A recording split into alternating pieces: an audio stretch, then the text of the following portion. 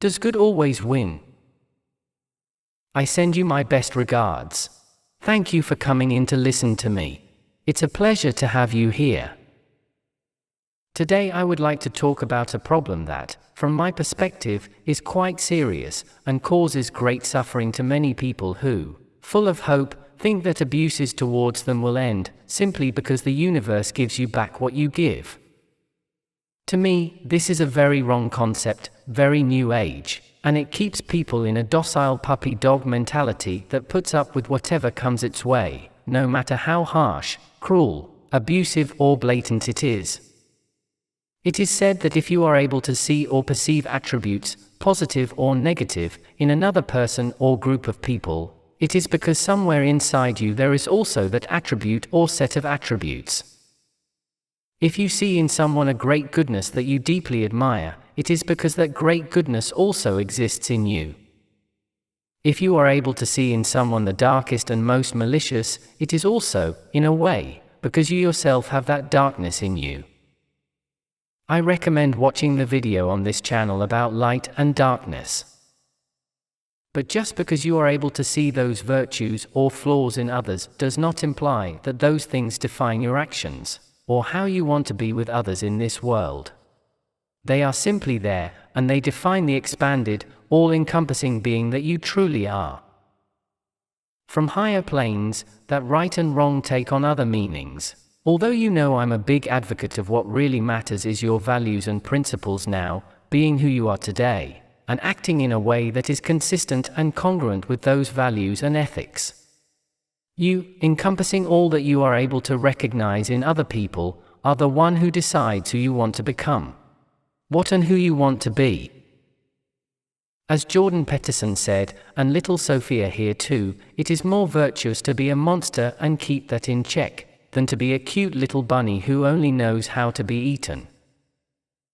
Now, having understood this, I bring it up because sometimes we also tend to want to believe that people are not so bad.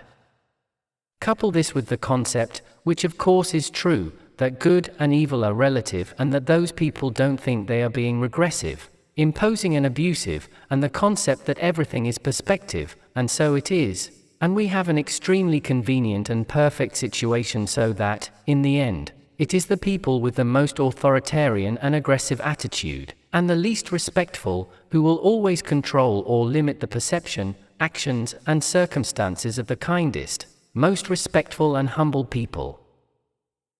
As Queen Alanim I of Temer once said, those with greater total aggressiveness will be those who will impose their rules on the more peaceful ones. My theory, or one of them, as to one of the main deeper reasons why we refuse to see the evil in other people, apart from the obvious desire not to have an uncomfortable or traumatic experience as I said earlier, is that we don't want to admit that evil exists in us too, even if we choose to act nobly in our day-to-day lives. Because to assume that evil exists in our reality would also imply acknowledging that this reality exists precisely because we ourselves manifest it. And what we are, we manifest. Let's imagine that you are playing a board game with me. Whichever one you feel like. It turns out that you have a set of rules and limitations that apply to your token or team of tokens, your cards, or whatever you want to imagine. You start moving around the board, but you're limited to moving when it's your turn, to the number your dice indicate, and to events related to the squares you move into. Some rules return you to the starting square. Some rules remove your tokens and resources forever, until the game ends. Some rules prevent you from advancing until you meet certain requirements. However, while you move forward as best you can, staying true to those rules and doing things right, you watch as I move my counters when I feel like it. You see how I fall into certain boxes that I should react to in a certain way, and I don't. You see how I get to your token, step on it, and remove it, even though the rules of the game said I couldn't do that. I mean, the rules, what's real and what's not, who plays and who doesn't play, and the meaning of events, absolutely all of this, I dictate. Is it fair? Who will always win the game? The answer is simple. The person who controls the game will always win, or only those who that person decides will win. Now, replace the word rules and the word limitations with the words ethics, morals, empathy, or even code of honor instead. Listen again since we started the board game, and you will understand the message I want to convey to you. Does this mean that we should give up our ethics, our morals, our empathy, or our code of honor? I am not the one to tell you, let alone impose on you, how to proceed or who you will become, but I can tell you my perspective, my way of life. I don't think the answer is ever to renounce your values and your code of honor, because that would be to renounce yourself. To me, it's a direct path to losing you, to losing your soul, your connection. However, that doesn't mean that we should stand by and be silent when we see injustice or abuse of any kind, whatever the abuser's reasons for doing so. The way I see it, it is easy to use the argument that everything is perspective, or the argument that everything is for someone's sake, or for your own, as an easy tool of mind control and manipulation of perception and circumstance for those people who hold the key to ending the macabre game that the abusive party enjoys playing, without rules or limitations, and at the expense of the suffering of others.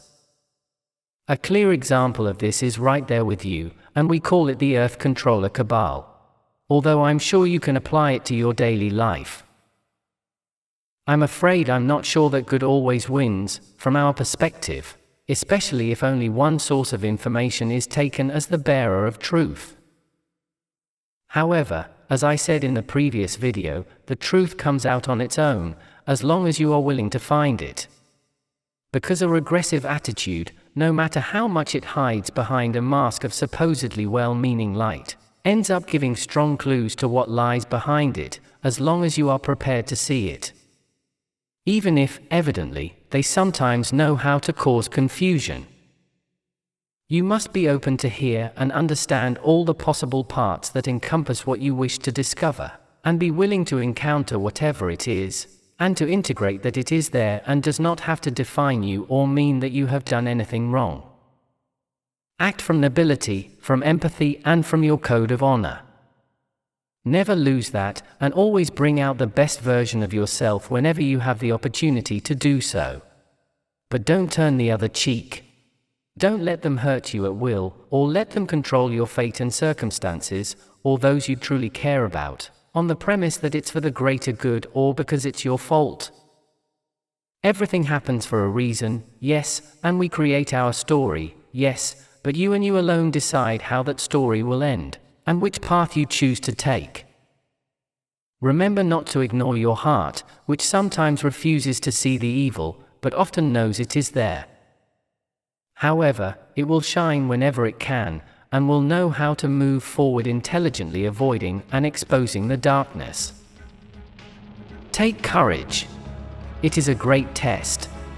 Overcome it. I don't know if good always wins, but you can win.